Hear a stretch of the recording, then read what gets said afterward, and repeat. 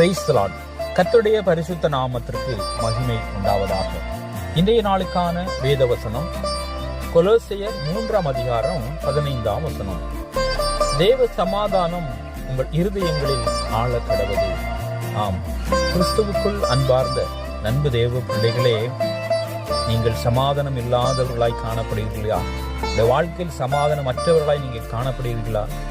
தேவ சமாதானம் உங்களுக்கு வரும்போது தேவ சமாதானத்தை கர்த்தர் தந்து நம்முடைய வாழ்க்கையில் இருக்கிற எல்லா பிரச்சனைகளையும் மாற்றி சமாதானத்தை தருகிற தேவன் அவர் ஒருவரே.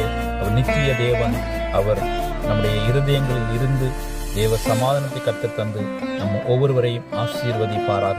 தேவ சமாதானம் உங்களை ஆள கிடவது என்று கர்த்தராகிய இயேசு கிறிஸ்து உங்களையும் என்னையும் பார்த்து சொல்கிறார். எனவே தேவ சமாதானத்தோடு காணப்படுவோம். கர்த்தர் தாம் ஒவ்வொருவரையும் ஆசீர்வதிப்பாராக. God bless you.